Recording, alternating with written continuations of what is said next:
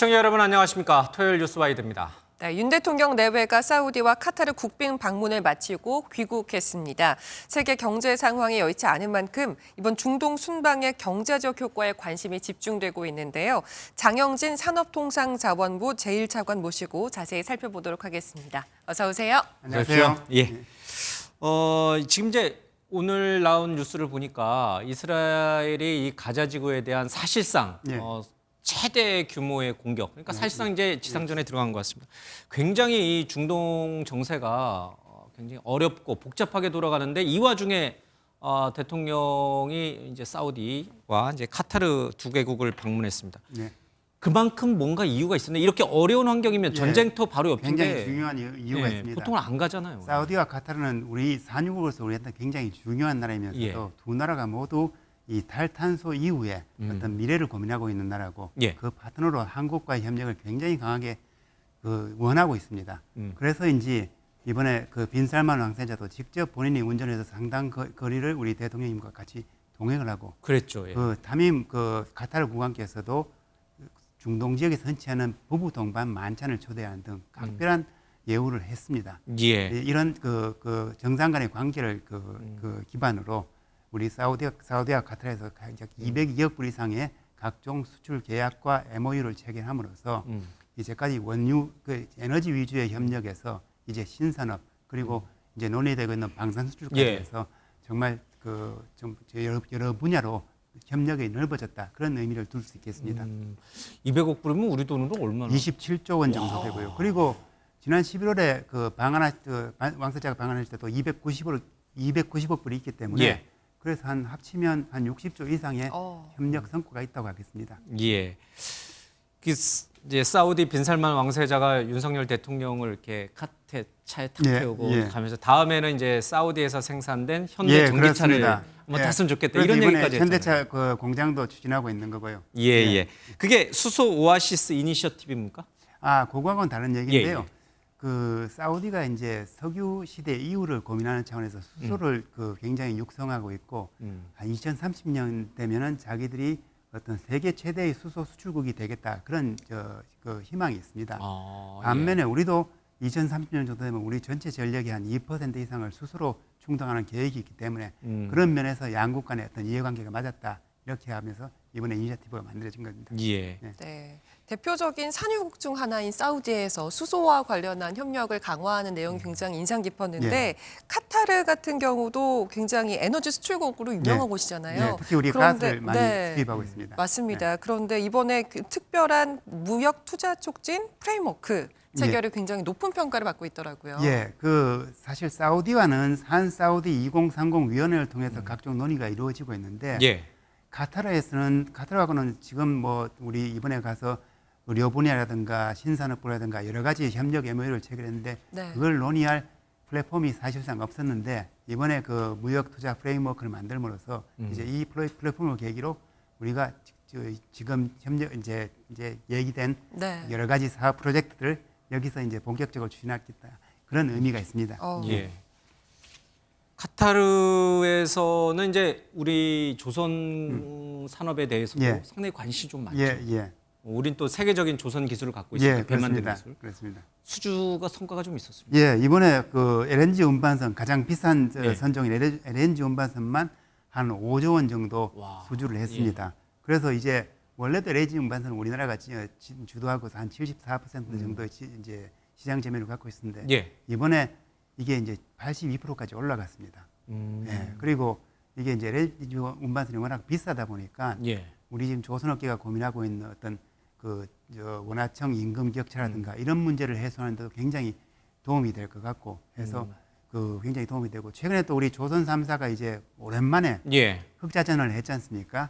그래서 거기에도 굉장히 도움이 되고 이번에도 현대중공업이 했지만 삼성이라든가 그 우리 그 하나오션 여기도 또 다른 또 카타르와의 대형 계약을 준비하고 있습니다. 그래서 아마 이런 소식들이 이번 중동 순방을 계기로 계속 들어올 것 같습니다. 아, 예. 좋네요. 예. 그러다 보니까 제2의 중동 붐에 대한 예, 그런 그렇습니다. 기대도 좀 높아지는 예. 것 같은데요. 예. 사실 사우디 같은 경우에는 부산과 그렇죠. 경쟁 관계에 예. 있기도 하잖아요. 지금 엑스포 유치 경쟁을 벌이고 있는데 그 상황이 어떤지도 좀 궁금합니다. 예, 엑스포 유치 정말 우리 이제 사우디와 협력할 건 협력하고 사실 사우디와 네옴시티 같은 건 사우디에서 더 우리 기업들이 참여를 원하고 있습니다. 예. 우리 그 건설업이나 플랜트 업체들이 가야지 그게 성공하니까요.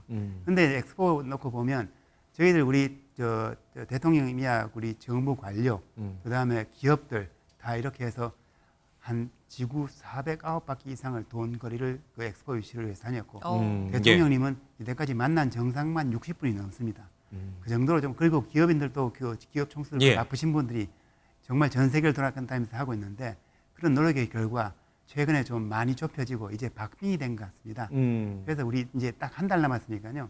저희들이 정말 이제 파리에 본부를 차리고 예. 정말 우리 투표권 행사는 각국과 열심히 하다 보면 우리 좋은 결과를 기대할 수 있을 것 같습니다.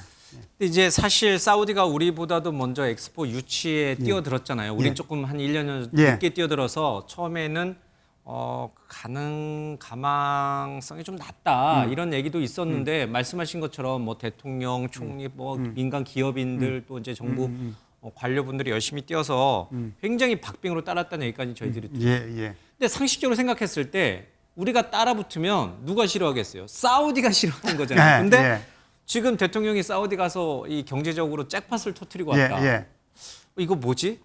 그러면 뭐 이렇게 아까- 세간에서 도는 말은 예. 한국이 엑스포 포기를 약속하고 사우디로부터 잭팟, 그러니까 경제적인 어떤 성과를 챙겨온 거 아니냐? 전혀 그렇지 빅딜 않고요. 거래를 한 거 아니냐? 아까 말씀드렸다시피 그 네옴시티라든가 주요 프로젝트를 하려면 예. 우리의 기업들의 참여가 필수적입니다. 아, 그래서 우리가 꼭 그 문제- 을은 아니군요. 그럼요. 그 문제는 그 문제로 협력하고 예. 또 우리 저 건전한 경쟁을 통해서 정말 누가 더 저 홍보를 잘하느냐 좋은 계획을 내세우에 따라서 우리 엑스포의 그 운명은 결정될 것 같습니다. 예. 그러면 사우디가 우리를 엑스포 쪽에서는 경쟁자로서 그렇습니다. 보지만 예, 그건 선의 경쟁을 또 하는 거고요. 네옴시티나 자국의 어떤 그건 협력의 경제 이해관계에서는 대상이고. 협력의 대상입니다. 우리도 예. 마찬가지고. 마찬가지입니다. 예. 그런 부분은 확실하게 선입이 예, 될 거예요. 그럼요. 알겠습니다. 예. 그러면 30일 뒤에 예. 우리가 엑스포 유치 가능성은 지금 저는 지금 우리가 더 앞서 있다고 볼 수는 없지만 예. 지금 간격이 좁아지고 있기 때문에 마지막에 기대를 할 수 있다고 생각합니다. 예. 만약에 이제 부산에서 엑스포가 열리면은 정말 우리 경제가 또 한 번 퀀텀 예. 점프 그리고 우리 국격이 올라가는 그 효과를 누릴 수 있을 것 같습니다. 예, 잘 됐으면 좋겠습니다. 예. 저희 MBN도 아주 열심히 부산 엑스포 유치를 위해서 뛰고 있습니다. 예, 감사합니다. 예. 지난 얼마 전이죠. 중국에서 또 다시 흑연 수출 예. 통제 조치를 했어요. 예. 이제 중국이 워낙 이제 히토류라든지 여러 가지 이제 우리로서는 우리 산업, 반도체 산업 이런 등등의 뭐 배터리 산업이라든지 이런 등등의 핵심적인 광물을 중국이 움켜쥐고 있는데 이거는 뭐 크게 영향이 없어요? 지금 흑연만 놓고 보면 큰 영향이 없을 것 같습니다. 예. 일단 뭐 흑연 자체는 굉장히 그 전략 물자고 그게 탄도탄에도 활용될 수 있는 전략 물자이기 때문에 각국이 수출 통제를 하고 있습니다. 예. 그렇지만 이번에 한 거는 수출 금지가 아니라 수출 허가제이기 때문에 뭐 저희들 지금 중국과도 긴밀히 협의하고 업계와도 소통하고 있습니다만 예. 지금 수출에 수입에 차질이 있는 상황은 아닙니다. 네, 근데 갈륨이나 게르마늄 이런 수출 통제가 있었던 게 불과 2달여 전이거든요. 맞아요. 좀 계속해서 전체적으로 무역 상황이 굉장히 보호주의가 확산하는 분위기인데 이게 좀 공급 면에서 좀 대책이 근본적으로 필요한 것 아니냐 예, 이런 저희들 지적 보호주의 이슈도 있고 네. 코로나 때 우리가 겪었던 그 뭐 요소수 그다음에 와이어링 하네스라고 이제 자동차 부품 때문에 자동차 공급이 차질을 빚었던 네. 이런 지적도 있습니다. 예. 그래서 전반적인 공급망을 강화하기 위해서 우리가 이때까지는 정말 비용 위주로 그 생각했다면 이제는 국내에서 어느 정도 생산 기반을 갖추고 예. 또 우리 또 수입소도 다변화하고 그리고 외국과의 협력도 강화하는 그런 여러 가지 노력을 기울이고 예. 있습니다. 요즘 이제 경제부처 관료들 만나면은 굉장히 좀 곤혹스러워하는 질문이 있는데 경기가 언제 살아나냐? 상저하고 맨날 얘기했지만 지금 아니지 않느냐? 수출 언제 살아나냐? 살아난다고 그랬지만 아직 안 살아나고 있지 않냐? 이런 이제 질문들을 기자들이 많이 하는데 저는 상저하고가 될 거라고 보고요. 그걸 오. 수출이 견인할 거로 봅니다. 아, 지금 예. 저희들이 이제 10월 수출 마지막까지 챙기고 있는데 아마 한 13개월 만에 수출이 플러스로 들어설 것 같고 그리고 무역 수지도 여전히 이어서 한 5개월 연속 흑자를 보낼 것 같습니다. 그리고 내용면에서 좋은 게 중국이나 러시아나 CIS 국가 이런 일부 국가를 빼놓고는 모든 국가에서 지금 우리 수출이 플러스로 들어왔고 있습니다. 그리고 뭐 우리 중국에 대한 수출이라든가 반도체 수출도 다 회복세를 보이고 있기 때문에 예. 이제 그 어떤 수출이 주도하는 상저하고가 이루어질 거라고 보고 또 특히 요즘 수출 회복이 반가운 것이 다른 일본이나 대만이나 다른 나라들이 상대적으로 조금 더 부진한 상황에서 우리가 예. 선진하고 있다는 그런 말씀을 드립니다. 다른 우리와의 경쟁 예. 국가들은 예. 오히려 더 수출이 예. 부진한데. 예. 그러니까 지금 수출이 이제 10월 수출부터는 이제 플러스로 돌아서고 연간 무역 적자도 조금 이제 감소되는. 저 상반기에 264억 예. 불 되는 정도의 적자였는데 훨씬 줄어서 한 뭐 200억 불대가 아니라 100억 불대의 적자를 예상하고 있습니다. 줄어든다. 예. 고금리가 길어질 것이라는 이제 전망이 나오면서 전 세계 경제가 다시 굉장히 다운되고 있었는데 그래도 우리는 좀 반가운 소식이 있는 예. 거군요. 예, 예. 알겠습니다. 하나 더 여쭤보겠습니다. 얼마 전에 윤석열 대통령이 유엔에 가서 무탄소 에너지 연합, 뭐 저탄소도 있지만 무탄소, 그러니까 탄소를 아예 배출하지 않는 에너지 연합을 만들어 보자 그런 것을 제안을 했는데 뭐 어떤 것인지 또 우리가 거기에서 주도권을 잡을 수 있는 것인지. 그렇습니다. 간단히 말씀드리면 우리 대선에서도 아리백이 이슈가 됐지 않습니까? 예. 이제 재생에너지를 통해서 우리 그 기후 변화를 대응하자는 얘기인데 기후 변화의 국제적인 약속인 파리 협약에서 2015년 된 파리 협약에서는 원전, 수소, CCS, 재생에너지를 포함한 모든 무탄소 에너지를 활용해서 우리 기후 위기를 구하자 예. 이런 분인데 얼마 전에 한국경제인협회에서 지금 점검해 보니까 여러 나라가 좀 제대로 못 하고 있더라, 그 계획대로 안 되고 있더라 이런 부분이 예. 있는데 저희들이 이 그 무탄소 연합을 통해서 기후 변화도 더 빨리 대응하고 우리 기업들의 부담도 좀 줄여주고 하는 두 가지 목적을 하고 있기 때문에 저희들이 적극적으로 노력하면서 각국의 또 좋은 호응을 받고 있습니다. 열심히 예. 하겠습니다. 네. 좀 좋은 성과가 나왔으면 좋겠습니다. 예. 네, 오늘 말씀 여기까지 듣도록 하겠습니다. 고맙습니다. 고맙습니다. 예, 감사합니다.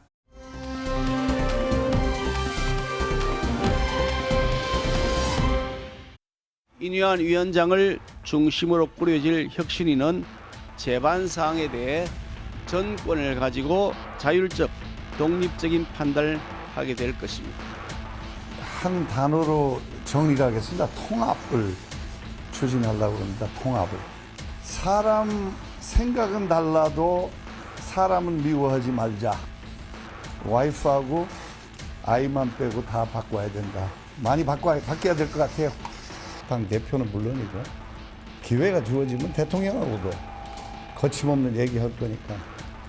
당에 쓴소리하는 비윤계 인사들은 포함되지 않았는데 제가 쓴소리 많이 할 겁니다. 그거 걱정하지 마세요. 혁신이 화이팅! 인유아 화이팅! 혁신은 국민의 목소리를 듣고 확실히 그것이 반영이 되도록 하는 게 혁신이라고 생각합니다. 여야를 떠났어. 또 친윤과 비윤을 떠났어. 친명과 비명을 떠났어. 국민한테 도움이 되는 것이라면 어떤 것도 혁신이 돼야 된다. 이준석 대표뿐만 아니라 가령 홍준표 시장 같은 경우도 지금 걸려 있는 걸로 알고 있고요. 그래서 두루두루 당내 대화합과 탕평을 위한 어떤 대사면 논의 이게 아마 이루어 안건이 될 것 같습니다. 정치권 소식은 네 분 모시고 이야기 나눠보겠습니다. 김용남 전 국회의원, 차재원 부산 가톨릭대 특임교수, 최수영 전 대통령직 인수위 전문위원, 한민수 더불어민주당 대변인 모셨습니다. 어서 오세요. 네, 안녕하세요. 국민의힘 얘기를 좀 하고 가야겠습니다. 혁신위원장으로 이제 이인효한 씨, 이제 기아 이제 1호라고 불리는 분인데 우리말 너무 잘하죠, 그렇죠? 예, 사투리도 잘 쓰시고. 예. 근데 이제 이분이 등장하면서 굵직굵직한 이슈를 좀 던지기 시작했습니다. 이제 첫 번째가 뭐 이준석, 홍준표 사면 얘기가 좀 나왔고 또 하나는 영남의 스타들, 그러니까 영남 출신 의원들이겠죠, 그렇죠? 예, 재선 이상의 영남 중진 의원들이 더 이상 거기에 있지 말고 수도권에 나와야 된다. 이제 이런 식의 이제 얘기를 하면서 당내 파장이 좀 일어나고 있습니다. 먼저 이준석 그다음에 유승민, 홍준표 의원에 대한 당 윤리위 제재를 이제 사면시켜주겠다. 이 부분은 어떻게 보세요? 이게 당사자들도 싫어해요. 홍준표 대구시장은 내가 무슨 역적 죄를 졌느냐, 지들이 지들 맘대로 제재해놓고서 뭘 이제 와서 사면이냐, 뭐 이런 식으로 이제 반발하시고 이준석 전 대표 역시도 상당히 많이 반발하는데 이 얘기는 왜 나온 거예요? 일단 지금 국민의힘 입장에서는 내년 4월 총선을 앞두고 누구를 배제하거나 뺄 수 있는 상황이 아니죠. 강서구청장 보궐선거에서 국민의힘 후보의 득표율이 40%가 채 안 됐습니다. 예. 그러니까 무조건 힘을 모으고 더해야 되는 상황이다 보니 정확하게는 징계 취소가 되겠죠. 사면이라는 용어는 뭐 대단히 부정확한 용어고 예. 그리고 얼마 전에 저희 강서구청장 선거 징계 사면하고도 연관이 있는데 굳이 사면이라는 용어를 왜 썼는지 모르겠어요. 그냥 징계 취소 논의가 되는 건데 그냥 사면도 아니에요. 당내 화합을 위한 대사면이에요. 대사면. 용어 사용을 좀 정확하게 정무적으로 해야 되는데 그런 예. 면이 국민의힘이 요새 많이 좀 떨어져요. 이게 예. 대변인실 좀 갈아야겠어요. 안 근데 돼요. 이제- 저희 MBN 출신 대변인 있습니다. 안 돼요. 그렇네요. 얼마 전까지 여기 자리에 앉아 예, 계시던. 맞습니다. 예. 근데 홍준표 대구시장 같은 경우에는 지난번에 받은 징계가 아무 소용이 없어요. 그러니까 별 영향이 없어요. 예. 왜냐하면 지금 현직 대구시장이고 어쨌든 2026년까지는 임기가 보장되어 있고요. 예. 그 전에 훨씬 전에 징계 10개월이 끝나기 때문에 이번에 징계 취소를 받으나 안 받으나 본인의 어떤 정치적인 영향력 내지는 다음 정치적 행보와 관련이 없단 말이죠. 예. 그러니까 뭐 굳이 내 이름을 자꾸 올리냐 뭐 이런 반응이고 이준석 전 대표의 경우에는 징계 취소만 갖고 안 된다 이런 입장인 거죠. 본인이 본인의 주장에 의하면 대표직에서 쫓겨날 이유가 없는데 쫓겨나고 징계까지 받았으니 그 과정에 사과가 필요하다 뭐 이런 입장인 것이죠. 근데 인요한 혁신위원장이 던질 수 있는 뭐 더 중요한 카드가 앞으로 남아 있습니다만 소위 1호 안건으로 던지기에 적절한 카드를 던졌다고 저는 생각을 합니다. 예. 그러면요, 네. 최승희 의원님. 이제 이뇨한 혁신위원장이 첫 일성으로 뭐 대사면인지 사면인지 모르겠습니다만은 저분들을 다 사면해 주겠다라고 했을 경우에는 당내 화합, 통합을 위한 거잖아요. 네. 그러면 그 취지를 모를 리 없는 이준석, 홍준표 이런 분들 사면 대상자들이 뭐 마음에는 안 들지만 말씀하신 대로 뭐 지들 마음대로 이렇게 처벌해 놓고선 이제 와서 사면이야 이렇게 화가 날 수는 있지만 그래도 그 이뇨한 혁신위원장의 그 취지를 이해해서 그래, 아이 뭐 이제 과거는 있고 이제 우리 당 화합을 위해서 통합을 위해서 한번 내년 총선 승리를 위해서 그래 한번 하나로 합쳐보자 이렇게 나오면 좋잖아요. 근데 왜 이준석, 홍준표 이분들을 이렇게 막 가시돋친 말로 니네가 사면시켜줘도 나 안 받을 거야 마치 이렇게 나오는 이유가 뭐예요? 한마디로 얘기하면 결자 해지가 아니라고 보는 거죠. 그러니까 누가 우리를 묶은 사람은 인요한이 아닌데 누군데? 왜 인요한이 해야 돼? 친윤 핵심이라고 보고 친윤 핵심 혹은 김기현 대표라고 생각하는 대통령은 거죠. 아니고요. 친윤 핵심으로 이제 저희가 애들로 표현하는 건데 네. 사실은 그게 이제 그분들의 입장에서는 사실 여기에 보면은 일종의 용산의 의중도 일부 반영될 수도 있었다고 두 분은 생각할 수 사면 있죠. 얘기에? 네, 그렇죠. 그러니까 자기들의 징계와 사면 모두에 다 했는데 왜 그것이 인요한 위원장이어야 하느냐? 사실 정치에서는 저는 이제 우리 김 의원님은 사면 용어가 좀 부적절했다. 저도 과학적이지도 못하고 정무적이지도 못했다고 생각하지만 일부러 저는 썼다고 봐요. 왜? 우리는 이제부터 대화합의 길로 갑니다. 작은 개울을 넘어서 작은 차이를 넘어서 큰 바다로 나갑니다라는 이야기를 하다 보니까 그 용어가 정치적으로는 조금 부적절해도 굉장히 우리에게 와닿는 용어가 사면이거든요. 다 용서하고 받아들인다. 그래서 아마 이걸 쓴 것 같은데 어쨌든 또 이뇨한 위원장이 가장 먼저 취임 일성으로 했던 게 바로 변화에 앞서서 얘기했던 게 통합이었거든요. 그렇기 예. 때문에 저는 두 분이 저걸 또 거부한다 그래서 최고위원회가 그 통과시키면 끝입니다. 그러면 이제 저 징계 자체가 다 사라지는 거죠. 그러면서 이제 말하자면 저분들의 이제 당내 활동에 걸림돌이 사라지는 건데 어찌됐건 저는 그 화합의 메시지를 던짐으로써 내년 총선은 그러니까 우리가 선거의 가장 기본적인 원칙이지 않습니까? 넓히면 살고 좁히면 죽는다. 그러니까 넓게 가는 거죠. 이제는 우리 당은 그리고 이준석 대표라든가 홍준표 시장 그러면서 저는 이렇게 봐요.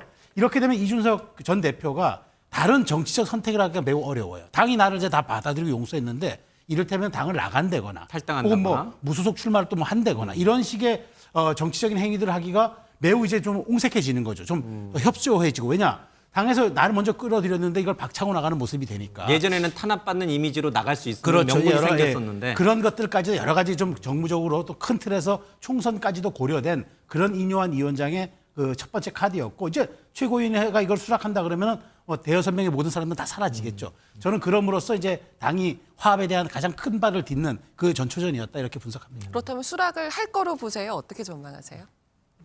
정확하게는요, 당원 당규에 의하면 이건 당사자의 의사와는 상관없는 당 대표의 권한입니다. 그러니까 징계 취소는. 네. 그러니까 사면은 사실 대통령만 가능한 거고 법률적인 의미에서의 사면은요. 이제 징계 취소는 당 대표가 결정을 하면 그거로 징계 취소가 되고 징계 효력은 없어지는 것이거든요. 그러니까 당사자의 동의 내지는 반발 예. 여부하고는 아무 상관이 없습니다. 그러면 차 교수님, 지금 최 위원님 말씀처럼 예. 유승민 의원이라든지 이준석 전 대표는 지금 탈당설, 신당 창당설 얘기가 많이 나오고 있잖아요. 그런데 이번에 이렇게 사면 조치를 취해 줌으로 인해서 그 명분, 탈당의 명분, 신당 창당의 명분을 오히려 잃어버린 건가요? 그럼 이분들은 이제 못 움직이는 거예요? 저는 뭐 윤석 전 대표가 하는 이야기는 결국 자신에 대한 징계, 그러니까 지금 철회 여부가 당의 개혁하고는 관계없다는 것이죠. 그러니까 본인의 이야기는 그러니까 본질을 보라는 것이죠. 예. 그러니까 지금 선출직 당 대표를 대통령의 말 한마디 때문에 축출하는 이러한 반민주적이고 이 상당히 이 지금 권위주의적인 이 당내의 정치 문화와 이 정치 행태를 가 먼저 바꾸는 것이 혁신이다. 이 자신에 대한 징계 철회 여부가 마치 혁신의 전부인 양처럼 이야기한다고 한다면 그 혁신위는 보나마나 빤하다는 이야기를 하고 싶은 거죠. 그렇기 때문에 사실 지금 뭐 이 이준석 전 대표 입장에서는 본인의 징계가 풀렸다고 해서 뭐 당을 뛰어나간다, 그러니까 안에 안주한다는 것이 아니라 결국은 아마 지금 본인이 정말 바라는 이야기는 당내의 그런 민주주의, 다양성, 개방성, 포용성 이런 부분들이 과연 회복되느냐 여부를 보고 저는 판단할 거라고 보고요. 아마 반면에 지금 홍준표 지금 대구시장 같은 경우는 조금 입장이 다른 것 같아요.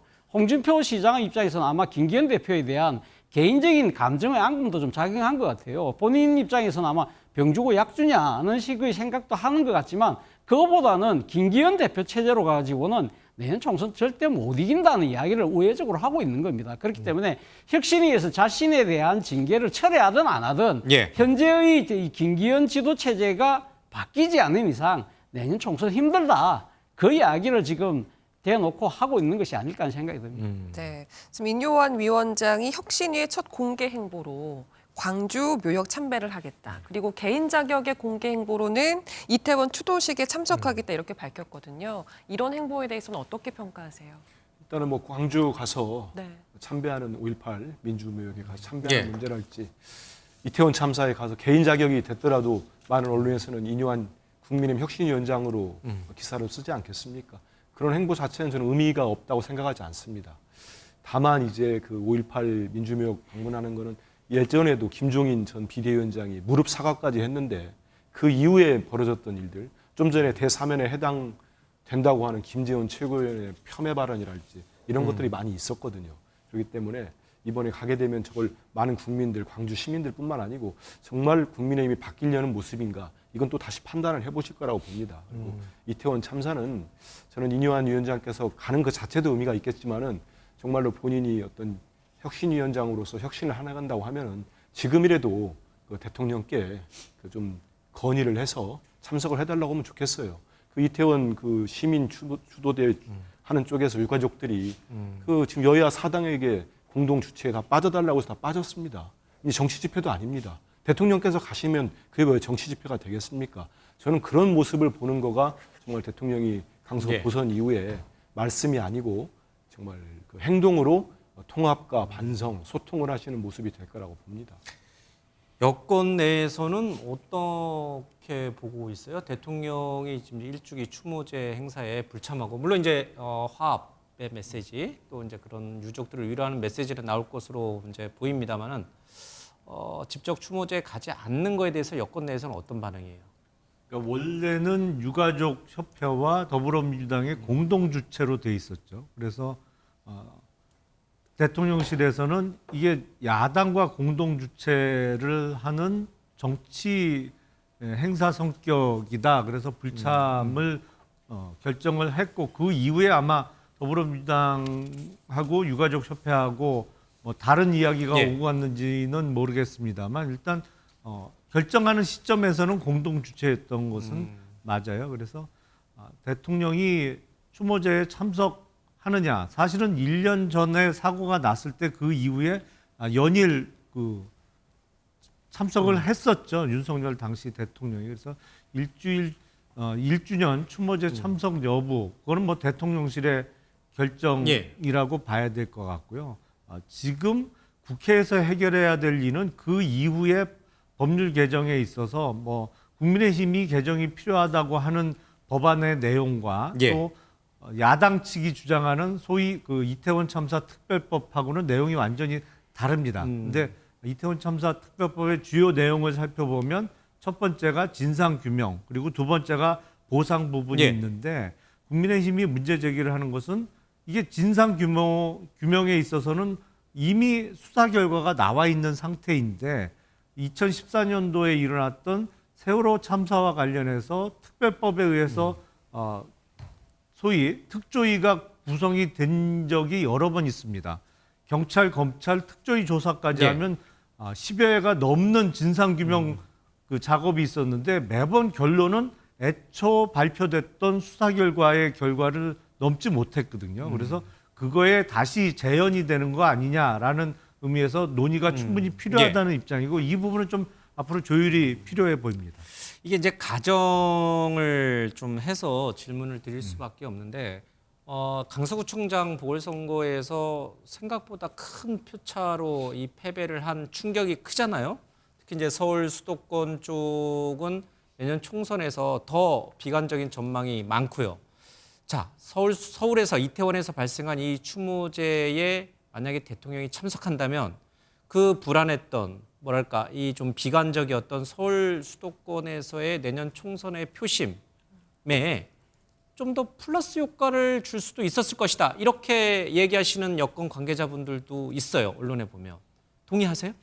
뭐 좀 일정 부분 일정 부분 도움이 예. 될 겁니다. 그러니까 왜냐하면 이게 이제 그 말하자면 이태원 참사라는 게 사실 우리 도심 한복판에서 벌어졌던 사실 어찌 보면 문명사에서 벌어지기 좀 어려웠던 그런 참사였기 때문에 네. 거기에 대한 아쉬움이 많잖아요. 그런데 이제 그런 부분에서 이제 우리 강서구청장 보궐선거에서 17% 넘게 졌기 때문에 대통령께서 이제 국민 속으로 들어가겠다. 그다음에 무조건 통합하는 화합의 메시지, 국민이 모든 것이 옳다라고 하셨기 때문에 그런 차원에서 가서 위무하고 위로하고 한다면 일정 부분 도움이 되겠지만 국정이라는 건 단순히 선거 하나만 보고 가는 건 아니지 않습니까? 그러니까 지금 말씀하신 대로 국회가 풀어야 될 법안 처리도 있는 거고 대통령실에서 직접적인 메시지를 내야 되는 것도 있는 거고 그다음에 더 중요한 거는 이런 부분들이 좀 인요한 위원장이라 지금 사실상 혁신의 키로 쥐고 있고 당의 가장 얼굴이 되고 있는 인요한 위원장이 참석하겠다. 그다음에 당의 사무총장은 이렇게 가겠다. 저는 대통령께서 조금 더 참모들과 수기하신 후에 직접 가겠다라고 혹여나 또 얘기하신다면 더 큰 효과는 있겠지만 이 모든 것이 이태원 참사 유가족들을 위무하는 것이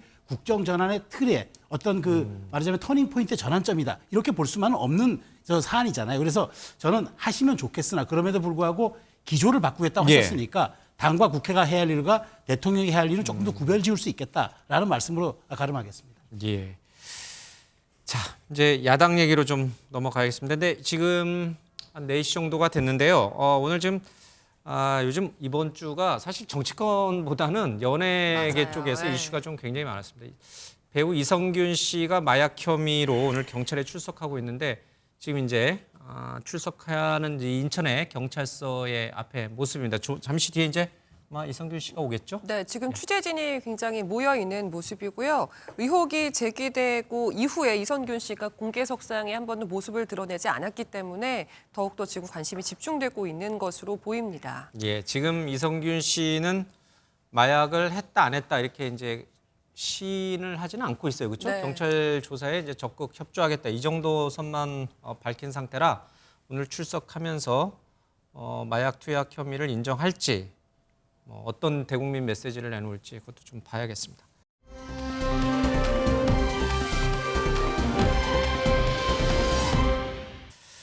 이재명 대표가 이제 당무에 복귀했어요. 그렇죠? 복귀하자마자 이 탕평 통합을 할 것이냐 아니냐 이제 이런 여러 가지 설왕설래가 좀 있었는데 일단 지명직 최고위원 이제 빈자리에 놓은 걸 놓고 좀 시끄러워지기 시작했습니다. 박정현 전 대덕구청장을 임명했는데 이분이 녹색연합 등 환경시민단체 출신이에요. 그렇죠? 그리고 이분이 비명계로 알려져 있는 박영순 의원 지역구에 출마할 거다. 그걸 이제 공식한 분이에요. 그러니까 지금 비명계 박영순 의원과 내년 총선을 앞두고 지역구에서 싸울 경쟁자를 지명직 최고위원에다가 임명한 거예요. 자, 그러면 이게 박영순, 비명계인 박영순 의원 너 공천 안 줘. 이렇게 말하고자 함인지 너 해도 탈락이야. 쉽게 말해서 자객 공천을 우린 보낸 거야. 자객을. 이런 의미인지. 왜 웃으세요? 아닌 거 아시잖아요. 제가 어떻게 알아요? 언론에서 그러면 자객 공천이란 말이 얼마나 많이 나온 줄 아십니까? 자객 공천이란 표현은 말 그대로 거기에 있는 현역이 됐던 유력한 후보가 됐던 그분을 떨어뜨리기 위해서 박영순 의원 이게 보내는 예. 그런 건데 그렇지 않습니다. 이미 민주당은 그 시스템 공천이 되어 있기 때문에 경선을 그분이 예. 박정현 최고위원 이제 당무위를 통해 가지고 공식 이제 임명이 되면은 그 경선을 하겠죠. 그럼 역으로 한번 제가 물어보고 싶어요. 직전까지 예. 호남 출신의 송갑석 최고위원이 활동을 하셨습니다. 그 송갑석 최고위원 그 지역에도 이른바 친명으로 알려진 후보도 있고 그렇지 않은 여러 후보들이 지금 있습니다. 그러면 그분이 송갑석 최고위원이 지명됐을 때 그럼 이건 또 이재명 대표나 지도부가 친명이라고 이른바 그 알려져 있는 분들 모두 나오지 마라. 송갑석 최고위원을 사실상 공천한 거다. 이런 해석들 안 했잖아요. 이 역시 일단 무엇보다도 박영순 의원이 입장문을 냈습니다. 이번에 지도부의 결정을 환영한다. 그리고 정치적 의도가 없는 것으로 나는 보고 있다. 잘된 인선이다. 이런 입장문을 냈습니다. 본인이 그런 입장문을 냈어요. 그러면은 다른 이른바 언론이 지칭하는 비명들께서 비명이라는 의원들이 본인 문제도 아닌데 일단은 그분들은 제가 폄하할 생각 없습니다만 무조건 일단은 또 무슨 친명 쪽 인선 아니냐 이렇게 비판을 하시는데 좀만 뜯어보면 그렇지 않다는 걸 아실 겁니다. 대표도 얘기했지만 저도 나름 대표를 모시고 대변인 생활을 하는데 박정현 전 구청장이 그렇게 친명이라고 분류할 수 있나? 예. 이런 생각이 듭니다. 일단은 2번에 걸쳐서 지명직 최고위원을 호남에서 했습니다. 이번에는 충청권 배려를 해야 된다는 목소리들이 지도부와 당 안팎에서 나왔고 여성 배려가 또 필요하다는 얘기가 나왔어요. 그래서 인선을 하다가 여러 추천도 받고 검토한 끝에 박정현 전 대덕구청장이 지명된 걸로 알고 있고 또 정책위 의장이라는 지금 총선을 앞두고 아주 중요한 자리 아니겠습니까? 그 정책위장에는 호남 3선의 이계호원이 됐습니다. 이분은 누가 뭐라고 해도 친 이낙연이라고 분류될 수 있어요. 하지만 지역과 실력으로 안배된 인사다 이렇게 보시는 게 훨씬 저는 설득력 있고 합당하다고 봅니다. 네, 지금 이 대표도 통합을 얘기하고 있습니다. 하지만 그 대표적인 강성 지지층의 모습은 그렇지가 않거든요. 대표적으로 이원욱 의원의 지역구에는 수박 현수막이 내걸렸고요. 또 그 사무실, 사무실 항의 방문도 있었고 이런 문제 어떻게 저는 저렇게 해야 하나요? 수박이라는 표현을 좀 안 썼으면 좋겠어요. 그리고 우리 대표도 특정 과일 수박 얘기하지 말자. 그러면 지금 방송 보고 말씀하세요. 개딸분들 그런 수박 표현 이런 거 과격한 표현 쓰지 마세요. 제가 그럼요. 대변인으로서 얘기합니다. 예, 저런 표현들은 대표나 예. 이재명 대표나 당에도 사실 도움이 안 됩니다. 그래서 저런 열성 당원고 당비 내면서 당과 대표를 위해서 열심히 해주시는 분들이 왜 저런 비판을 받아야 됩니까? 저는 전혀 그렇지 않아요. 다만 그 행동들이 과하다거나 예를 들어서 무슨 유해를 가할 것처럼 하는 부분들은 분명히 자제돼야 됩니다. 예. 그렇기 때문에 이른바 비명 의원 지역구에 있는 한 당원 같은 경우는 제명까지 됐습니다. 당원이 제명된다는 건 제일 엄중한 조치가 내려진 거거든요. 그렇기 때문에 자제해 주시기를 말씀드리고 다만 저는 이른바 비명 의원들 계시는 분 다 현역 의원들 아니십니까? 저분들 외곽에서 온 분들도 있겠지만 자기 지역구에 있는 당원들이 대부분일 겁니다. 그러면 본인이 어떤 비판을 받으면 그 당원들과 당당하게 대화도 좀 나누시고 설득도 좀 하고 저는 하실 필요가 있다고 봐요. 의원들이 1년 12달 당대표와 당 지도부를 흔들어댄 거 다 압니다. 하지만 저는 그것까지는 용인할 수 있다고 봐요. 민주정당에서. 하지만 전 당원들을 그렇게까지 폄하하거나 자꾸 특정 용어를 써가면서 비판하는 거는 저는 지금 현역 의원도 아니지만 당당하게 정치할 필요가 있다. 이런 말씀을 드리고 싶어요. 그래서 당원들이 목소리 내는 부분이 못마땅하면 만나서 설득도 하고 같이 소통을 좀 했으면 좋겠습니다. 무조건 이거를 당대표하고 당 지도부가 해결하라고 하면은 그렇게 많은 징계 조치도 했습니다. 본인들이 청원해가지고 징계해보려고 들어갔더니 당원이 아닌 경우도 나왔어요. 이런 부분들이 많지 않습니까? 실제로 위협이 있다고 하면 우리 당 절차를 밟으면 다 조사를 합니다. 당대표도 이번에 통합 얘기하면서 실제로 수많은 정말 문자 폭탄 받으면서 더 이상 지지하지 않겠다는 욕설까지 듣고 있습니다. 그래도 당과 당 지도부에서는 통합을 위해서 행보를 하고 있으니까 이런 부분들도 좀 이해해 주시기를 부탁드립니다.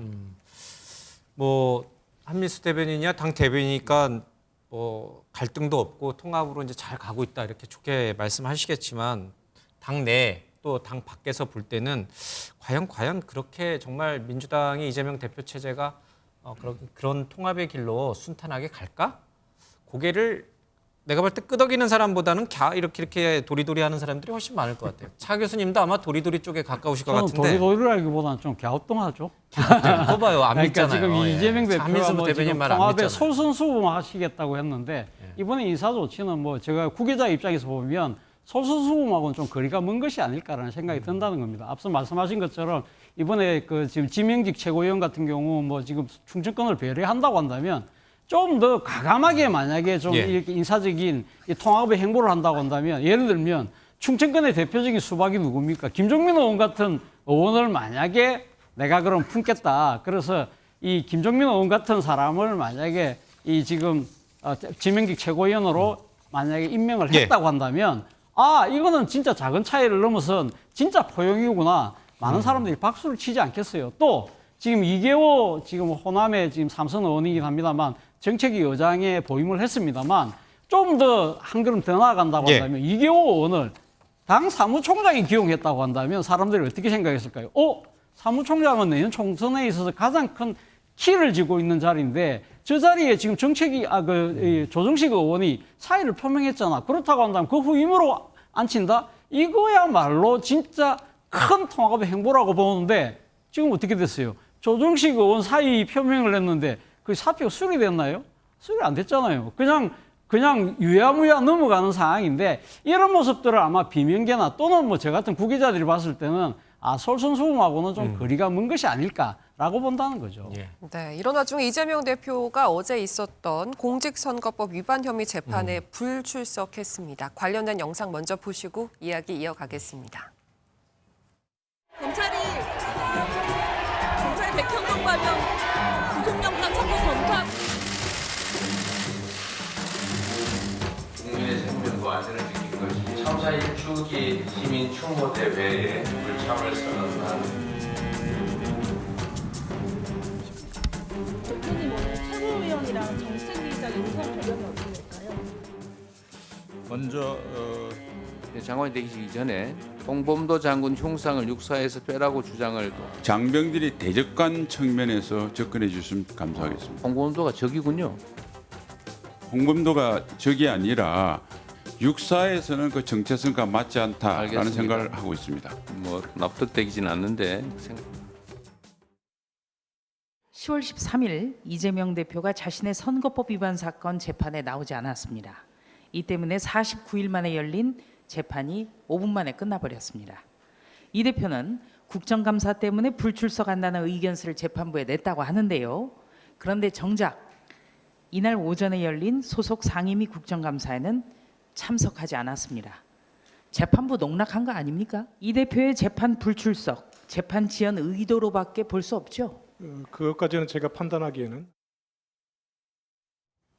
네, 어제 재판에 가지 않았던 이유가 국방부 국정감사 참석하기 위해서였다고 하는데 그런데 이런 얘기가 있더라고요. 대장동 재판에는 꼬박꼬박 가면서 공직선거법 위반 재판에는 가지 않는 게 이것도 뭔가 전략이 있는 건가요? 왜 그런 거예요? 그러니까 속내야 본인이 가장 잘 알 거고 제가 보기엔 이재명 대표는 내년 4월 총선 전까지 1심 선고를 안 받는 지연 전략을 쓰고 있는 거 아닌가라는 생각이 들어요. 원래 법대로 하면요. 선거법 위반 사건은 이재명 대표가 선거법 위반으로 기소된 게 작년 9월입니다. 예. 선거법에 의하면 1심은 6개월 이내에 선고하도록 되어 있고 2심, 3심은 각 3개월 이내에 선고하도록 되어 있기 때문에 이미 대법원 확정 판결까지 났어야 되는 시점이에요. 기소된 지가 1년이 훨씬 지났기 때문에요. 예. 근데 아직 1심 선고도 안 났단 말이죠. 그 과정에서 지속적으로 불출석 사유서를 낸다든지 아니면 뭐 지난번에는 장기 단식을 이유로 또 재판이 연기됐습니다. 이러면서 내년 4월 총선 전까지 법원의 1심 선고 결과를 안 받은 상태에서 총선을 치르기 위해서 지연 전략을 쓰는 거 아닌가라는 생각이 들어요. 사실은 형사재판은요, 피고인이 출석 안 하면 증인신문 등 일체 절차를 진행할 수가 없습니다. 다만 어제 증인신문이 이루어졌던 것은 이게 선거법 위반에는 특별 규정이 있거든요. 선거법은 원래 빨리빨리 재판을 진행해서 총 대법원 확정까지 1년 이내에 끝내도록 되어 있기 때문에 이를 위해서 피고인의 불출석 상태에서도 재판 진행을 할 수 있는 특별 규정이 있습니다. 예. 그러니까 재판부에서 이재명 대표가 계속 불출석을 하니까 그 특별 규정에 의거해서 피고인 불출석 상태에서 어제 증인신문을 진행한 것인데 그러니까 지금 대장동 사건이나 다른 사건은 어차피 내년 4월 총선 전까지 1심 선고가 어려워요. 관련된 증인이나 뭐 이게 너무 많거든요. 근데 선거법은 잘하면 선고가 날 수 있습니다.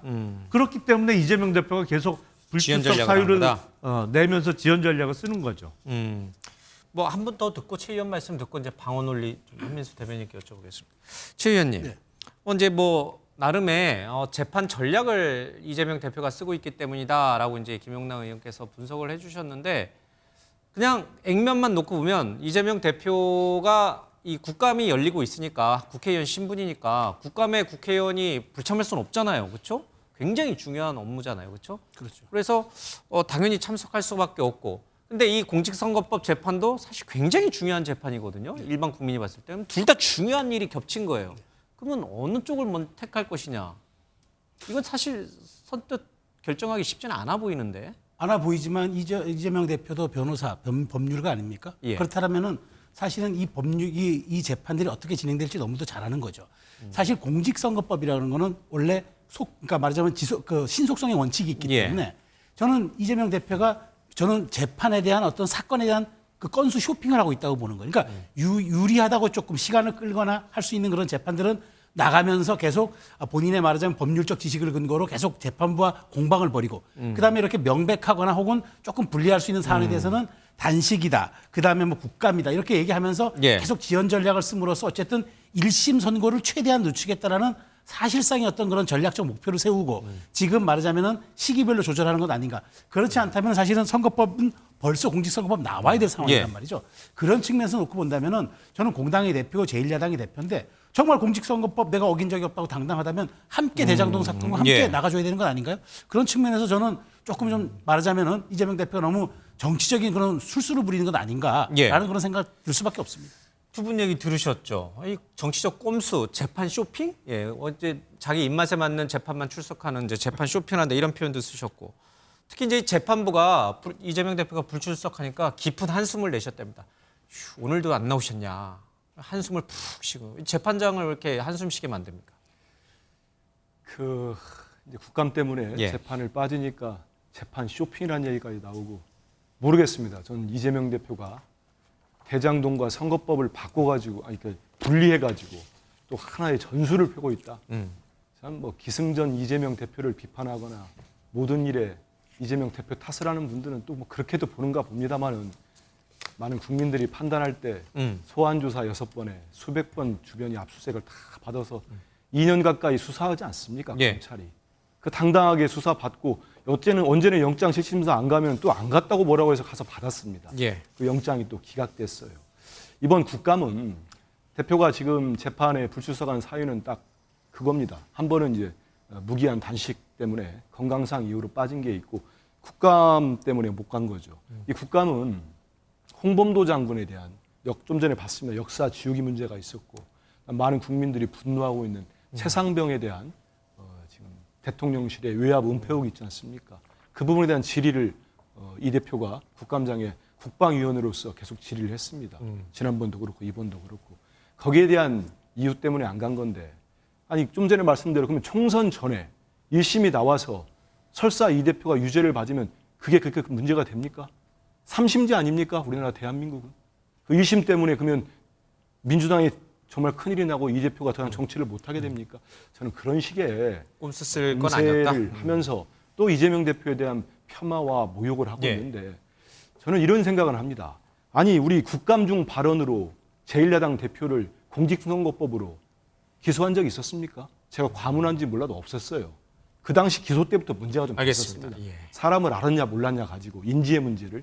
그래서 이런 상황을 보면은 이재명 대표처럼 재판도 그렇고 조사도 그렇고 검찰의 출석도 그렇고 조사 다 받고 있고 재판도 열심히 받고 있다, 이런 말씀 드리겠습니다. 네. 알겠습니다. 오늘 정치권 소식은 여기까지 보겠습니다. 고맙습니다.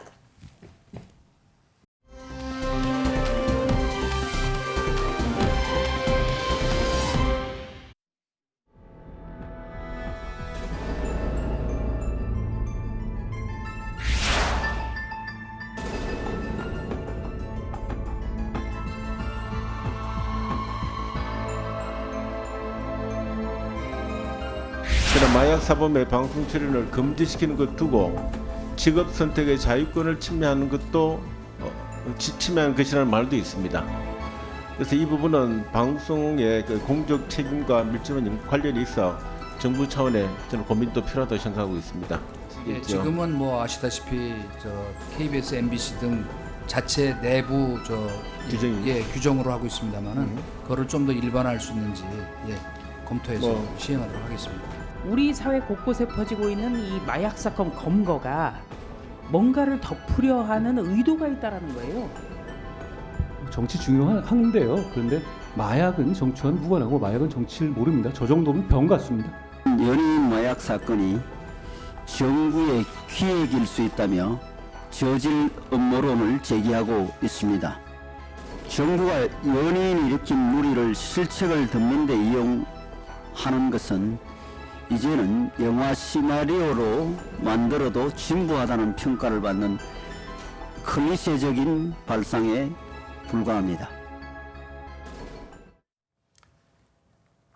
예, 지금 마약 혐의를 받고 있는 배우 이성균 씨가 인천 경찰서 앞에 이제 곧 모습을 드러낼 것으로 보입니다. 지금 많은 취재진이 좀 기다리고 있고요. 오늘 경찰에 출석하면서 마약 투약 혐의를 시인할 것인지 또 국민과 팬들에게 또 어떤 메시지를 내놓을지 좀 관심 있게 보겠습니다. 들어오면 저희들이 또 바로 생생하게 좀 연결해 드리고요.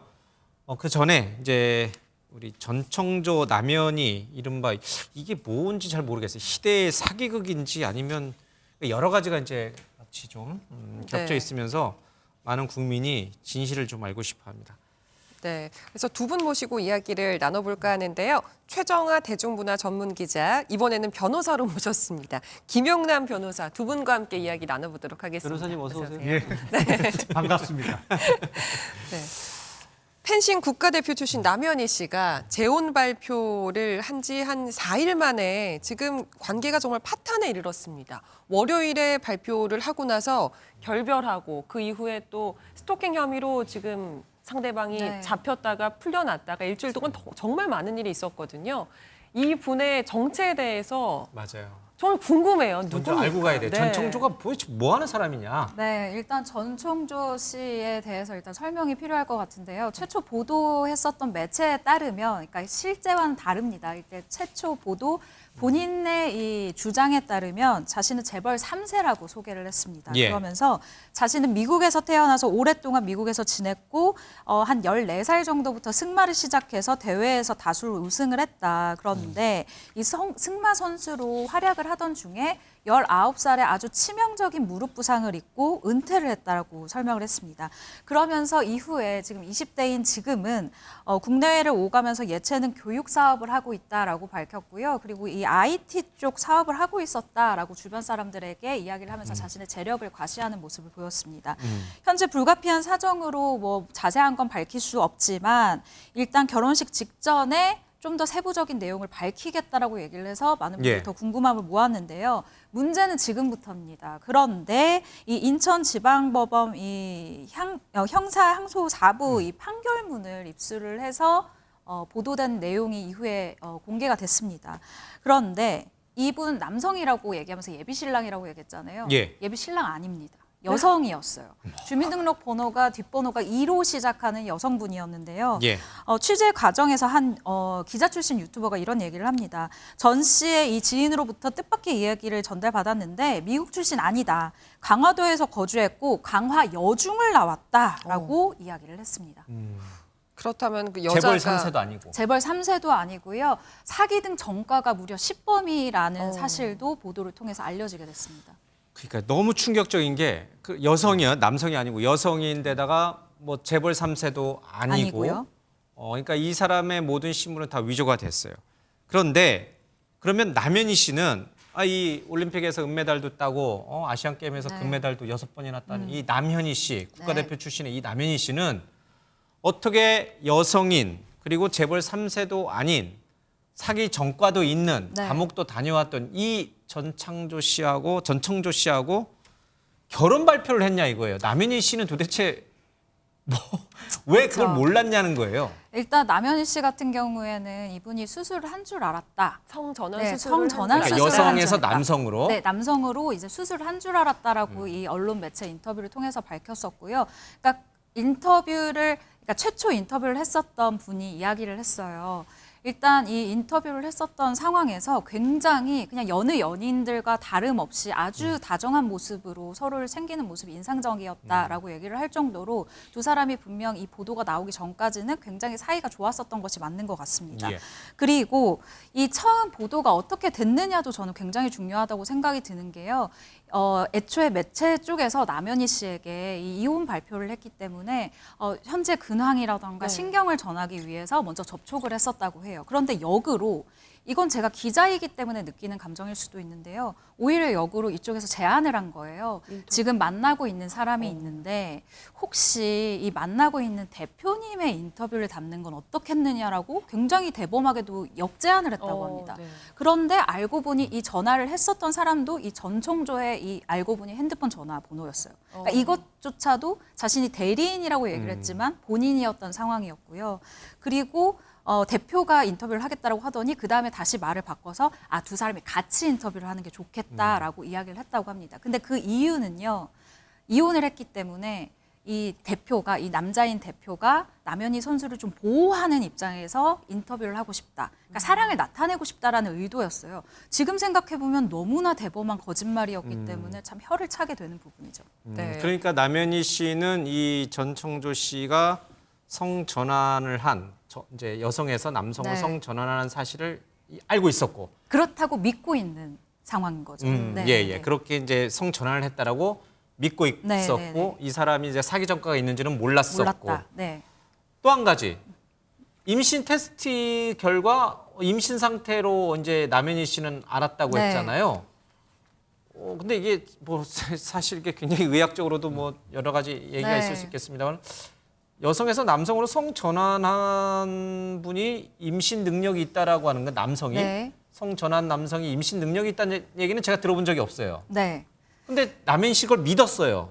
저도 사실은 이 보도가 나오고 그 기사를 한 3번 정도 다시 읽어봤어요. 제가 이게 문해력이 떨어지나라고 생각하고 계속해서 다시 읽어봤는데 아무리 읽어도 이해가 안 되는 거예요. 그런데 이후에 이 사건이 벌어진 이후에 남현희 씨가 인터뷰를 한 것을 보고 제가 무릎을 쳤습니다. 일단 이 테스트기라고 하면서 임신 테스트기. 임신 예. 테스트기라고 하면서 이 전 씨가 줬었던 테스트기가 항상 봉투가 벗겨진 채로 내용물만 줬다고 해요. 그런데 이 내용물이 알고 보니 인터넷에서 찾아보면요. 만우절 날 이 장난치는 선물이 있습니다, 여러분. 이게 물에다가 한 5분 정도 담궈놓으면 2줄이 뜨는, 그러니까 양성으로 뜨는 장난감이었어요. 임신과 무관하게 물만 닿으면 전혀 상관이 없는 건데 항상 이걸로 한 10번 정도 테스트를 했더니 전부 양성이 나왔기 때문에 내가 임신을 한 줄 알았다라고 생각을 했고 자신이 실제로 산부인과에 가서 검사를 받으려고 할 때마다 전 씨가 산부인과를 가지 못하게 막았다라고 주장을 하고 있는 상황입니다. 네, 이렇게 정말 이 전청조 씨는 성별을 오가면서 사기를 화려하게 쳤는데 네. 1인 4역을 하기도 했다고 하더라고요. 그 목소리를 직접 한번 들어보시죠. 제보하려고 하는데요. 보장이 되나요? 그 전청주 씨, 걔 친한 사람한테 얘기 들었는데 걔가 언론 매체마다 전화해가지고 기사 내려달라 그러면 내려준다 그랬다고. 전청조 대표님 맞으시죠? 뭐 때문에 그러시죠? 저는 전 대표님 휴대폰, 이게 업무 휴대폰이시다 보니까. 아, 대표님이 아니세요, 지금? 예. 아, 제가 그 어떤 분이신지? 이제 담당하는 직원분인데. 아, 제가 이제 제가 선생님 뭐라고? 그냥 실장님이라고 불러주시면. 아, 실장님이신데요. 성함이 어떻게 되세요? 저는 이수진입니다. 지금 가 친구들이랑 연락이 안 돼요.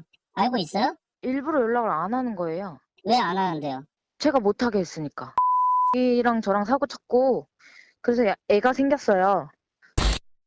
이거는 뭐 현이랑 저희 엄마랑 가족들만 아는 거라, 네. 그냥 막연하게 쉽게 얘기할 수 있는 부분이 아니에요.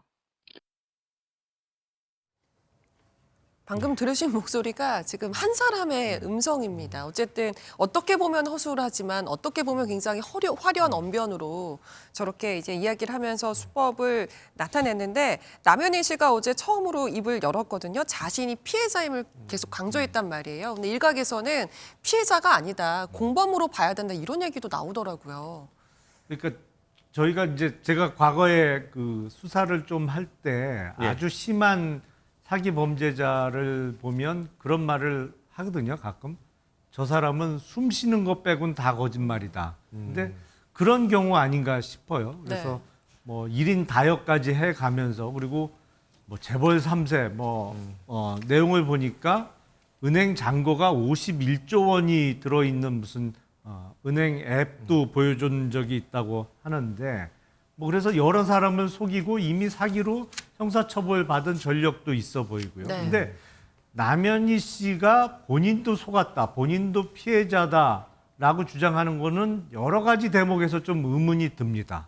왜냐하면 본인은 전창조 씨가 성전환 수술을 받은 것으로 알고 있다고 하잖아요. 근데 그것도 확인이 안 된 상태고 그게 무슨 간단한 수술이 아닌 것으로 알고 있어요. 상당히 오래 시간도 필요하고 근데 두 사람이 만난 게 그렇게 오랜 시간이 지난 것 같지 않아요.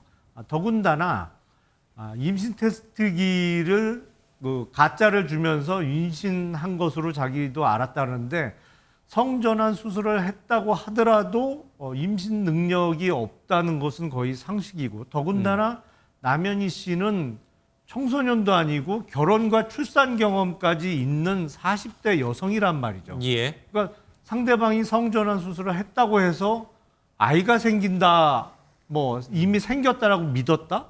이것도 상식적으로 좀처럼 받아들여지기가 어렵죠. 근데 지금 두 사람이 같이 주거를 하던 아주 고급 주상복합 그 장소를 이용해서 전창조 씨가 다른 사람들에게 어떤 사기 범행을 저지른 것으로 보여요. 그렇다면 남현희 씨가 정말로 순수하게 속은 거냐 아니면 적어도 방치를 한 것이냐 전창조 씨의 사기 범행을 사기꾼인 걸 알면서 자기 주변 사람들에게 사기치는 걸 알면서 이웃 주민들에게 사기치는 걸 알면서 묵인한 거냐? 왜냐하면 남현희 씨는 거의 모든 국민들이 많이 아시는 아주 유명 스포츠 스타 출신이잖아요. 그리고 일종의 네임밸류가 있는 사람인 건 분명하죠. 그리고 또 그런 남현희 선수와 결혼을 약속한 사람이라고 하니까 그 지역 주민이나 다른 사람들이 보다 쉽게 신뢰할 수 있는 그런 상황이 만들어진 것이죠. 그렇기 때문에 이 부분은 좀 남현희 씨의 피해자 주장은 수사가 좀 필요해 보입니다. 쉽게 납득되지는 않는 상황으로 생각이 돼요. 그러니까 이게 너무 이제 상식적으로 생각했을 때 일반적인 40대 여성 성인, 애를 키우는 성인의 입장에서 보면은 절대 속을 수 없는, 사기당할 수 없는 일인데 이게 남현희 씨에게 발생한 거란 말이에요. 그래서 일각에서는 남현희 씨가 전창조 씨랑 청조 씨랑 이제 그 계속 이제 가까이 지내면서 일종의 가스라이팅을 당한 거 아니냐. 어떤 정상적 사고 분별이나 판단을 못하게 된 거 아니냐 이제 이런 얘기가 있고 말씀하신 것처럼 피해자가 아니라 정말 공범 아니냐 같이 사기 행각을 벌인 공범 아니냐. 근데 사기 행각을 벌였다라고 하면 공범이라고 한다면 왜 굳이 메달리스트가 연금도 잘 나오고 그런 돈이 아쉬울 뿐은 아니신데 또 펜싱 학원도 운영했다고 하니까요. 네네. 굳이 사기 행각의 공범으로 가담할 이유가 없는데 왜 이렇게 자꾸 꼬리에 의문을 이제 갖게 될 수밖에 없어요. 네, 그래서 남현희 씨도 사실은 이 전 씨의 재력이 좀 궁금은 했었던 것 같아요. 이 연애를 해보신 분들은 아시겠지만 너 얼마 있어라고 물어볼 수가 없지 않습니까? 그렇죠. 네, 절대 물어볼 수 없잖아요. 근데 남현희 씨가 이분의 쓴쓰미를 보고 뭔가 수상함을 느꼈었던 건 한 것 같아요. 그래서 매체 인터뷰를 응했었던 이유도 어떻게 보면 매체에서 이 사람에 대한 검증을 해주지 않을까라는 기대감도 있었다고 합니다. 그래서 사실 확인, 만약에 이게 기사가 나간다면 이 P그룹을 뭐 물려준다고 했다라는 이 이야기라던가 뭐 이런 여러 가지 그 사실에 대한 부분을 내 힘을 거치지 않고 언론을 통해서 검증할 수 있는 부분이 있겠다라고 판단을 하고 이번 이 대담하게도 화보 인터뷰까지 진행을 한 게 아닌가라는 추측이 가능한 부분이죠. 이제 경찰이 이제 남현희 씨에 대해서 사기 공범으로 이제 그 고발이 접수가 됐으니까 그 부분도 이제 좀 살펴보겠죠. 수사를 해봐야죠. 그러니까 저거는. 이제 근데 진실을 밝히는데 그렇게 오랜 시간이 걸리지는 않죠, 저거는. 어려운 수사로 보이지는 않습니다. 그렇죠. 딱 둘이 불러가지고 딱 얘기 딱 들어보면 딱 답이 나오는 거죠. 아니 일단 전창조 씨에 대한 사기 혐의는 뭐 쉽게 밝혀질 것 같고요. 남현희 씨가 피해자냐 공범이냐 이거는 불러다가 조사해 보면 뭐 하루 이틀이면 되지 않을까요?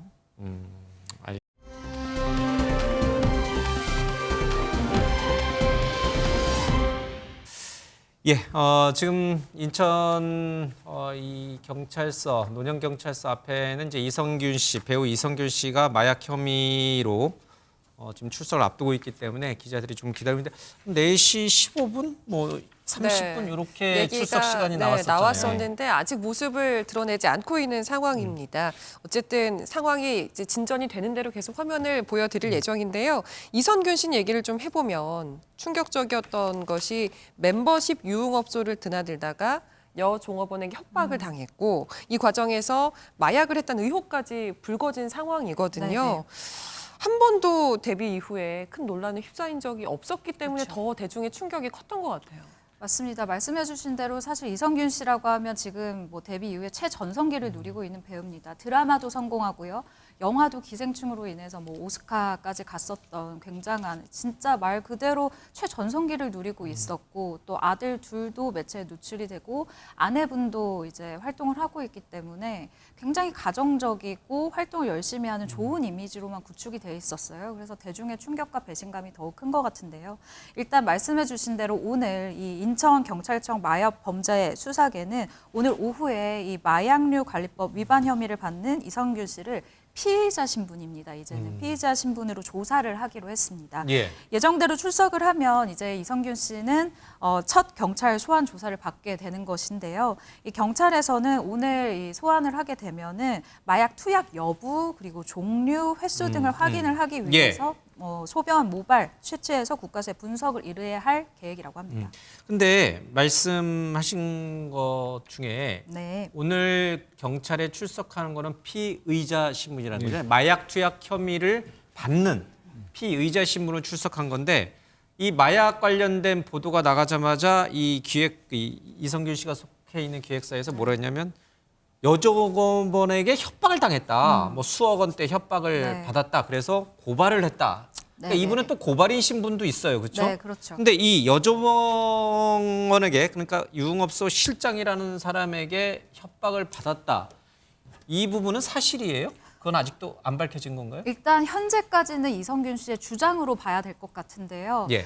다만 이 마약 뭐 변호사님이 훨씬 더 잘 아시겠지만 마약 사건의 특성상 이 공범의 제보로 수사가 시작되는 경우가 굉장히 많지 않습니까? 이번에는 앞서 방금 언급해주신 이 유흥업소 여직원 현재 구속돼 있는 이 여직원의 진술로 이 뭐랄까요 이 연예계 마약 게이트가 열렸다라고 저는 보고 있는데요.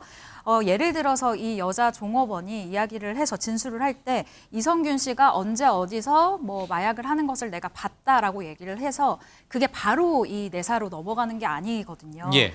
기지국 위치가 그때 찍혔는지 최소한 그 정도는 검증을 한 이후에 예. 이제 수사를 하게 되는데 혐의가 확인이 만약에 경찰 쪽에서 됐다면 피의자로 전환이 된 상황입니다. 그렇기 때문에 지금 이성균 씨 입장에서는 마약을 했다 안 했다를 지금 언론 발표도 지금 하지 않은 상태예요, 사실은. 네. 그래서 오늘 아마 굉장히 좀 이성균 씨에게는 예. 중요한 날이 될 것 같습니다. 네. 그러니까 왜 이제 마약을 투약했다라는 혐의가 그 기사 언론에 보도가 되니까 갑자기 나는 협박받아서 그런 거다. 돈을 협박받았다. 이거는 마약을 했느냐 안 했느냐와는 다른 또 별개의 문제잖아요. 왜 이걸 터뜨렸을까? 물타기 이용인가요? 자기는 지금 협박을 당한 사람이다. 이 얘기로 화제를 바꿔버렸단 말이에요. 본인도 그 과정에서 피해를 입었다는 것을 강조하고 싶었던 것 같아요. 근데 협박을 받았다는 것은 뭔가 약점을 잡혔다는 얘기잖아요. 그렇죠. 그렇다면 그 약점이 무엇이겠느냐?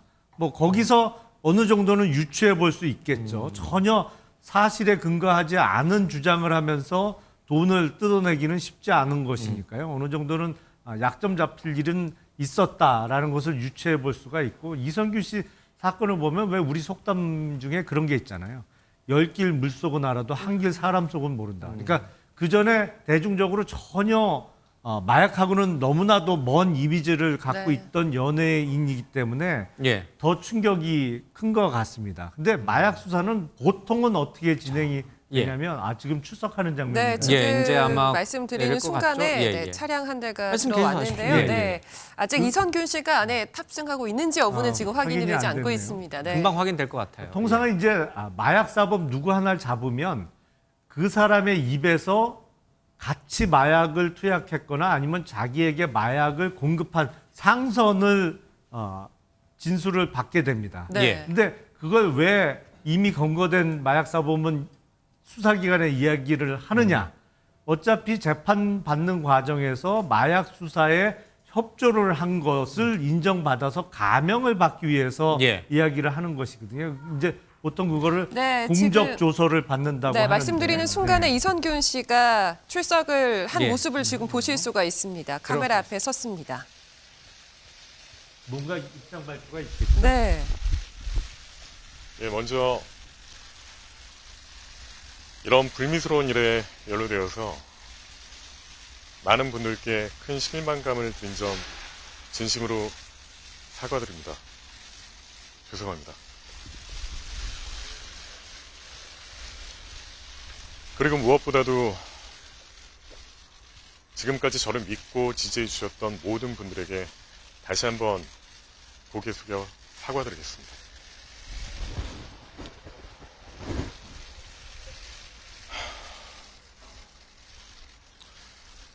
소속사를 통해서 전달했듯이 진실한 자세로 성실하게 수사에 임하겠다는 입장은 변함이 없습니다. 그리고 지금 이 순간 너무 힘든 고통을 감내하고 있는 가족들에게 미안한 마음입니다. 다시 한번 모든 분들에게 진심으로 사과드립니다.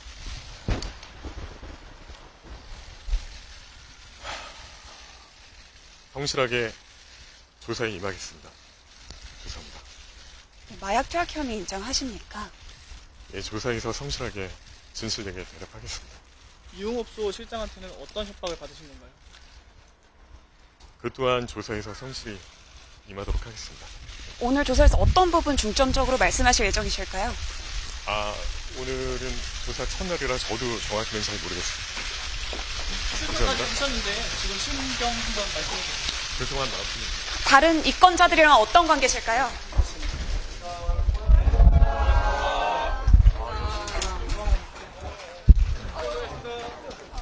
마약을 했느냐, 혐의를 인정하느냐라는 기자 질문에 성실히 조사에 응하겠다. 이제 유아인 씨도 비슷하게 그랬죠. 맞아요. 그러다가 근데 법정에서 인정했거든요. 네. 저 단계에서 인정하는 게 그나마 팬들이나 가족한테 덜 미안한 거 아닌가요? 모르겠어요. 지금은 뭐 했다 안 했다 저희들이 확신할 수는 없어서. 도의적으로는 그럴 수 있겠죠. 근데 이제 수사를 받는 피의자 입장에서는 예를 들어서 뭐 이거는 정말 예입니다. 뭐 이성균 씨가 그랬다는 게 아니고 본인은 실제로는 본인은 잘 알고 있잖아요. 자기는 마약 투약을 3번 했어요. 근데 경찰이 어디까지 알고 있을지 모르잖아요. 네. 예를 들어서 경찰은 한 번 한 것을 증거를 갖고 있을 수도 있고 뭐 2번 한 것에 증거 확보가 돼 있을 수도 있고 그러니까 먼저 뭐 다 얘기할 수는 없는 것이죠. 그래서 지금 같이 마약을 투약했던 공범이나 아니면 마약을 공급했던 공급책의 진술을 통해서 확보된 대략적인 투약 시기를 경찰이 파악하고 있을 거고 이제 마약사범 수사하면 뭐 소변 등 간이 검사를 합니다만 그거는 최근 일주일 이내에 투약한 것만 나오고요. 좀 시간이 오래된 것은 머리카락이나 채모 같은 걸 채취해서 소위 분절 검사라고 하거든요. 시약 검사. 예, 그래서 이거를 이제 잘라서 어디서 마약 성분이 검출되느냐를 따지면 대략적인 시기를 알 수 있습니다. 네. 그래서 다른 공범들의 진술에서 나온 투약 시기하고 분절 맞는지. 검사의 시기를 맞춰보는 거예요. 그래서 이제 그게 머리카락도 뭐 염색이나 이런 걸 너무 자주 하면 또 이 오염되기 때문에 나올 수도 있고 안 나올 수도 있습니다만 그렇게 해서 범행 시기를 수사하는 입장에서는 특정을 합니다. 근데 네. 피의자가 자기가 다 얘기하면 사실은 수사기관이 갖고 있는 증거는 2번밖에 없었는데 예를 들어서 저는 3번 했습니다. 5번 했습니다. 다 하면 처벌 수위가 높아질 수가 있기 때문에 미리 다 얘기하기는 쉽지 않습니다. 네. 근데 조금 전에 이성균 씨가 경찰 출석 조사를 받기 위해서 출석했던 모습을 보여드렸는데요. 그 모습을 영상으로 한 번 더 보여드릴까 합니다. 함께 보시죠. 이거 예, 먼저 이런 불미스러운 일에 연루되어서 많은 분들께 큰 실망감을 드린 점 진심으로 사과드립니다. 죄송합니다. 그리고 무엇보다도 지금까지 저를 믿고 지지해 주셨던 모든 분들에게 다시 한번 고개 숙여 사과드리겠습니다.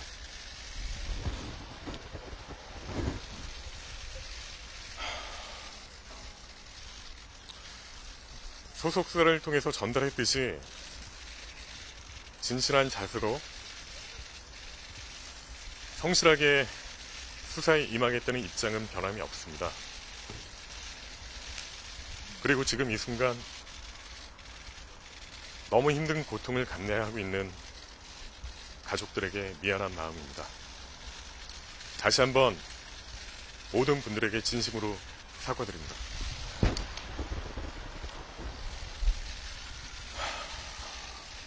성실하게 조사에 임하겠습니다.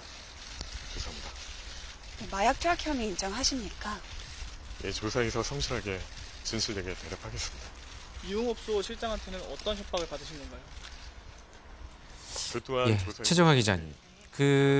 이제 마약을 했는지 했다면 몇 번을 했는지 어디서 누구와 했는지 뭐 그런 것들이 이제 곧 이제 경찰 조사 결과에서 나올 것 같아요. 근본적인 얘기인데 유아인 씨도 그렇고 이 지금 이성균 씨도 그렇고 지금 가수 지드래곤 씨도 그렇고 이게 연예계의 이 마약 관련된 사건이 끊이질 않아요. 사실 역사를 찾아보면 1970년대부터 마약과 관련된 이 좋지 않은 기사들이 70년대부터 계속해서 나오고 있는데요. 특히나 올해 들어서는 아마 대중분들이 질릴 정도로 마약과 관련된 연예계 기사를 보셨을 거예요. 뭐 돈 스파이크, 유아인, 뭐 정말 많은 연예인들이 올해만 해도 이렇게. 왜 그런 거예요? 네, 돈이 많은데 할 일이 없어서 그런 거예요? 인생이 무료해진 거예요? 사실 저는 이유를 찾자면 변명밖에 되지 않을 것 같아요. 뭐 불안한 심리 상태라던가 뭐 어딘가 의존하고 싶다라던가 저는 이건 다 변명이라고 생각이 들고요.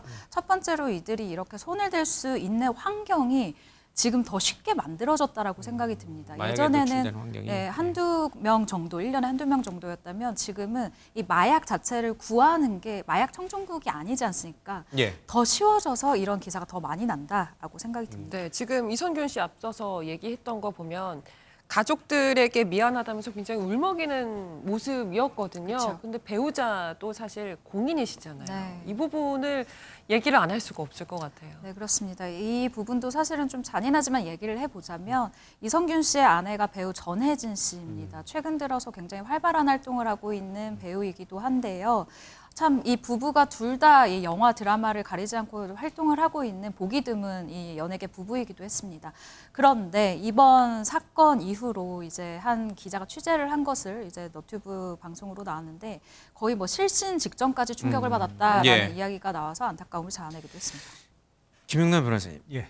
근데 이 들어가신 분들이 처벌받은 수위를 보면 되게 약해요. 그리고 나서 또 나중에 몇 년 있다 또 재범으로 또 들어오고 그래요. 마약에 대한 이 처벌 수위를 좀 높여야 되나요?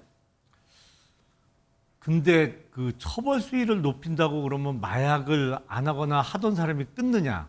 그건 또 다른 문제 같아요. 사실은 마약은 한 번 손을 대기 시작하면 끊기가 정말 어렵기 때문에 재범을 줄이기 위해서는 치료가 중요해 보입니다. 사실은 근데 마약사범은 그전에는 원칙적으로 구속이었어요. 왜 구속을 했느냐? 적어도 구속되어 있는 기간 동안에는 마약에 손을 댈 수가 없기 때문에 구속이거든요. 근데 요새는 또 법원의 경향이 좀 바뀐 것 같아요. 네, 오늘 두 분 말씀 여기까지 듣겠습니다. 고맙습니다.